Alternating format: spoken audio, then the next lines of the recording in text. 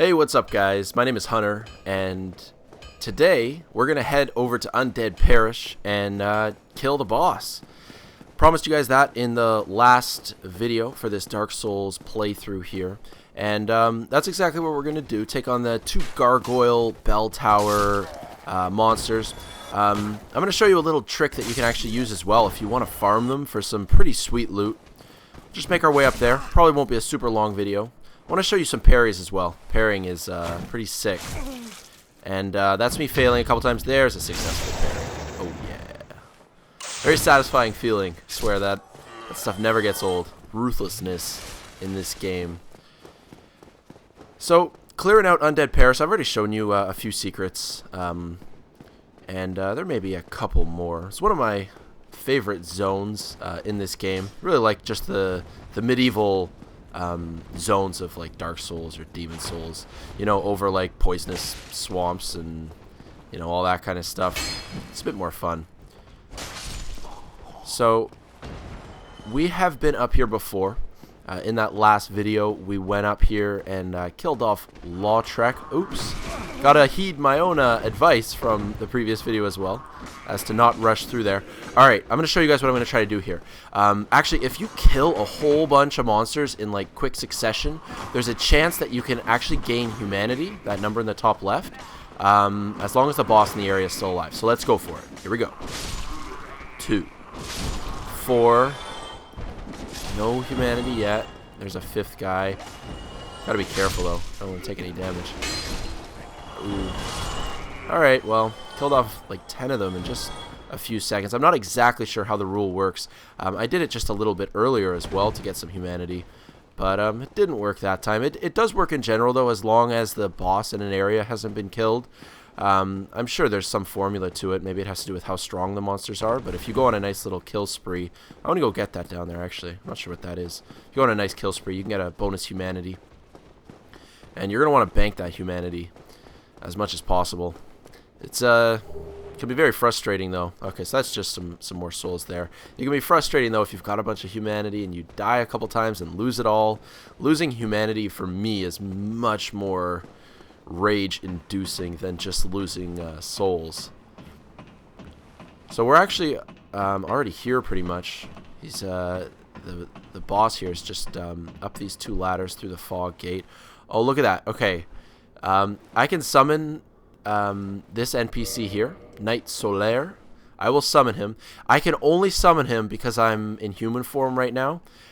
For certain bosses like this one and the Moonlight Butterfly and that Man-Eater NPC in Blighttown as well, there are different ones you can summon and they help you. So this boss fight, honestly, it's pretty easy as it is if you've especially if you've fought the boss a couple times before. But yeah, with this NPC helping me out, should be a piece of cake.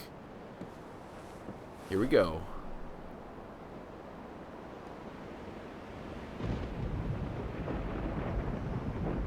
Statues by day, gargoyles by night. How many people got that reference? Anyone born before 1990 maybe?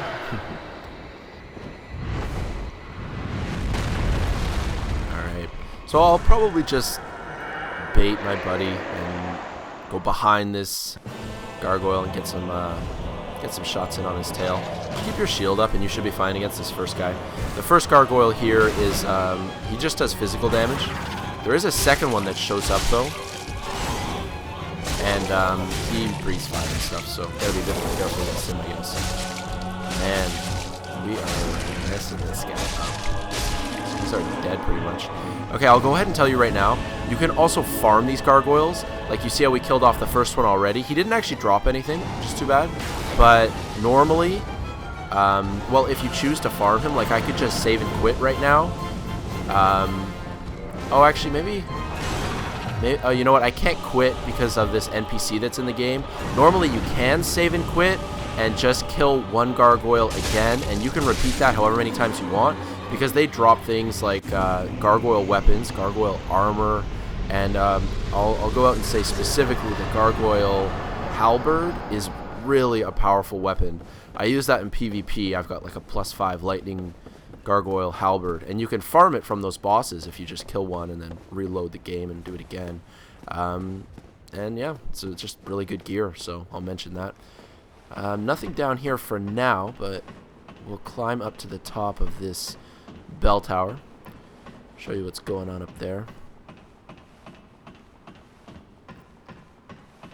Now, I did take some advice from the comments in the last video. I did go ahead and hide the pride of my my character here. I put some pants on him. Okay, he's not so ashamed now. He didn't have much endurance before. He couldn't physically carry the pants. Okay, give him a break. So I'm gonna go ahead and pull this lever and ring the bell. If you go ahead and talk to the very first NPC you encounter in Firelink Shrine, he tells you you got to ring 2 bells, one way up high and one way down low. The one way down in Blight Town is much harder, just overall. Usually you're gonna ring that one later in the game. It's optional though. This game is so like opened overall. You can really you can approach it any way you want. Tackle any zones really at any time for the most part. So the only other thing really I'm going to be showing you in this video, I guess, is this NPC down here. That's all I really had planned. I mean, this isn't going to be a super long video, I guess. Maybe I'm kind of just thinking on the fly right now if there's anything else I can add in. We'll see. Let's talk to this guy. I am Oswald of Kerim. So this NPC, he can do a bunch of stuff for you. You can, if you're a hard sinner, you can get absolution from him, like if you're killing lots of innocent people or invading people's worlds and stuff. You can abandon a covenant safely. I'm not part of a covenant yet. You can buy items as well. These ones are multiplayer items. You can indict players that invade you, and the Book of the Guilty is like a leaderboard almost. Purging Stone, this is the cheapest place you're going to get that Purging Stone. You need that if you get cursed, and you'll get cursed in the depths. Or a couple other zones as well. So if you need that cure, this is the place to get it. Bleeding resist, poison resist, that could be useful in Blight Town, I guess. Ring of Sacrifice, I think, is kind of stupid. You basically use the Ring of Sacrifice if you plan on dying. So, anyways, I just wanted to introduce you guys to this guy. He, well, I really just used him to get cheap Purging Stone when I needed it, and also... again, if you want to abandon your covenant, because if you betray your covenant or abandon it by just joining another covenant, you have to pay a lot of souls to fix that, I believe. And I think doing it through him is much cheaper. So if you want to switch covenants, go ahead and use him.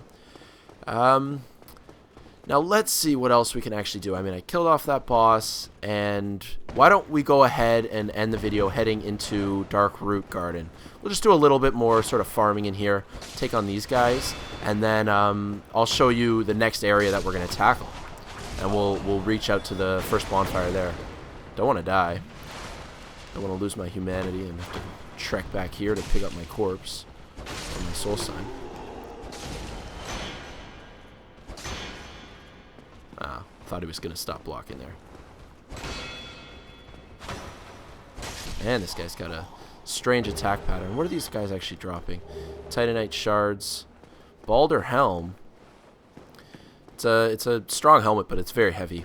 Much heavier than what I'm wearing now. So the next zone that I guess I would recommend going for after clearing out Undead Parish there is the Darkroot Forest, where you're going to take on the Moonlight Butterfly. I mentioned her a few minutes ago.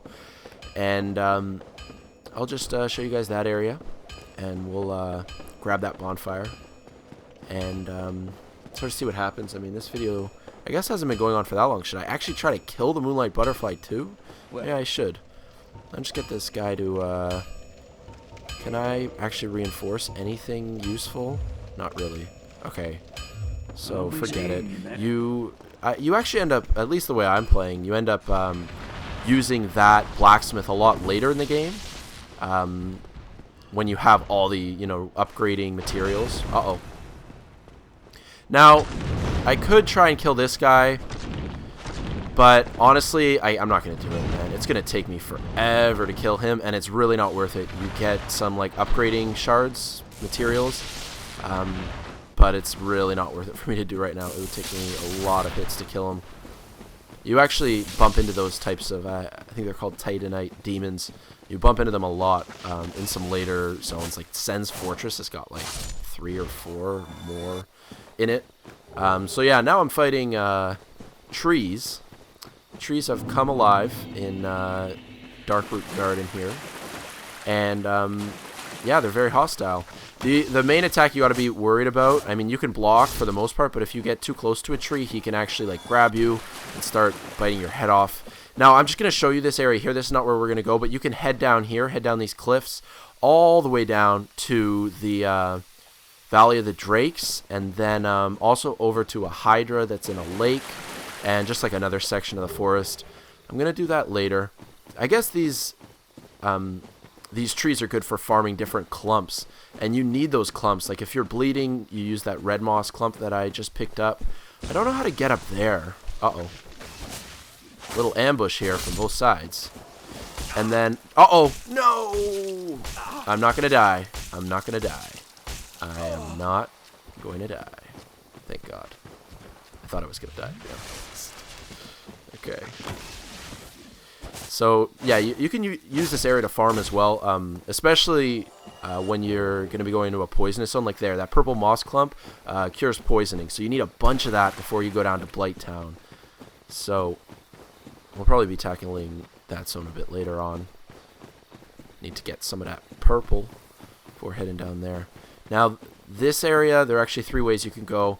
Number 1, right here, illusionary wall. Get the bonfire. I'm gonna rest up here for a second, and then I'll show you a really quick and easy way to get to the Moonlight Butterfly. This door here is opened by a seal that is from the blacksmith. You have to buy it for 20,000 souls. It basically is just a huge shortcut to like a way later part of the forest that you can get to otherwise, but again, it's a long trek and you gotta kill a bunch of stuff. Okay, so we're heading down this way. Now, immediately before that door, that white light, there's this here. This is just some stupid souls. It's like 400 souls. And if you pick this up, there's a tree here, and this is a tree too, I think. There are 3 of them. And they will stand up, and they'll be so annoying to deal with for the rest of the playthrough. Like, they're always there now. So if you pick that up, well, is it really worth 400 souls to be dealing with those 3? Probably not. Now this is the zone that we want to be at. You can make a quick right here, which will actually, you got to get the tree out of the way. See, you could go this way, chop this tree down, and, okay, as far as I know, taking this path here doesn't actually lead anywhere that productive. I mean, there's a little bit of loot, but nothing else really that exciting. You want to be hanging onto this left wall. Stay really close to this left wall. We'll take a look down here. I want to do a little bit of exploration. That's trying to bait me. There are 2 snakes there. See?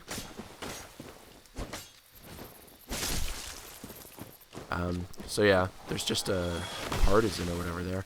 Now I'm actually wondering where this guy came from. If he's from that area where they try to ambush you if you pick up those souls. If he followed me and like still spawned. I didn't think I attracted anyone. I didn't think it was easy to attract anyone from this new area, but I guess I could be wrong there. Still just sticking to this left wall, and we're actually almost already at the boss. The only thing you have to do is run by a knight here. You could kill him too, but I mean, I'm not really that desperate for souls. And the only other thing before you head up, right here in the bushes, Witch Beatrice, summon her. Oh, look. The knight, like, kind of forgot about me. You summon Witch Beatrice, just like the NPC that I used for the Gargoyle fight. She's going to help me out here. Now, in that Gargoyle fight, it would have been so simple for me to kill those gargoyles, like, simple piece of cake. Oh, okay. I'm not going to want her to die. But in this case, against the Moonlight Butterfly, she actually does help out a lot. Just because the Moonlight Butterfly does a lot of magical, like, missile attacks, and so I don't have any of that when I'm a melee fighter, so she's going to be a lot more helpful here than that last NPC, which was pretty unnecessary. You can still take on the Moonlight Butterfly. In the original time I fought this boss, I killed her without with just using melee, but this time we're gonna have some help, and I'm just showing you the best way to do it. And once again, or really like the easiest, simplest, fastest way to do it. And once again, you can only summon these NPCs to help alongside you if you're in human form. If you go back to your bonfire and reverse hollowing, then you can do it. Okay, so this Moonlight Butterfly's got a few different attacks. So that one is like AoE, so just hold your shield up. I should actually switch to a shield that has really good magic resist, which I kind of forgot to do, but whatever. Probably won't be a huge deal. Wow, okay, I just realized how owned this Moonlight Butterfly actually is getting. I'm going to do some real heavy attacks here with my Drake Sword. Uh-oh. Run, run, run. You got to be careful, though. If you two-hand the Drake Sword and do heavy attacks, it actually reduces the durability of the weapon as well. So if you're caught out in like the middle of nowhere and you can't repair, that can suck. Okay, that's that. Thanks, Beatrice, for doing like 80% of the damage against that boss. You get the soul of the Moonlight Butterfly. You can consume it for souls, but that's like almost always not recommended as well because you don't get very many. And if you don't consume it, you can then upgrade.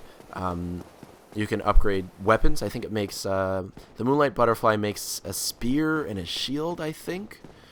Neither of which are really that useful for my type of melee build, but they might be useful to you, so hang on to that soul. I'm just going to head up here, and up here you're going to get an Ember, the Divine Ember. These Embers are given to blacksmiths. Okay, Watchtower Basement Key, actually, that's important as well. And Divine Ember. So a little homeward bone as well. Why not use that? The Divine Ember you're going to give to, I don't really remember, is it Andre the Blacksmith? I believe it's Andre the Blacksmith. That would really make the most sense. And yeah, no, it is. Actually, I remember now. He upgrades +5 weapons into Divine weapons, but he needs that Ember first. Divine weapons, really going into detail here, but can you use Divine weapons in Catacombs and for certain builds because they scale with different stats. And then I also got a basement key a moment ago, and you use the basement key for access to sort of the pathway that leads you to the depths. So we're going to go ahead and just use up all those souls I just got, upgrading vitality and endurance all the way up to 20. So that's some nice life, some boost in stamina, and more equipment as well. Usually you want to boost its endurance up to a point that you have max stamina for this type of melee build, but it also helps increasing my equipment load, so now I can, you know, experiment a bit more and possibly switch on heavier gear. Anyways, that's going to wrap up this video. I just realized I actually did this whole thing, while wearing one ring because I only have one ring.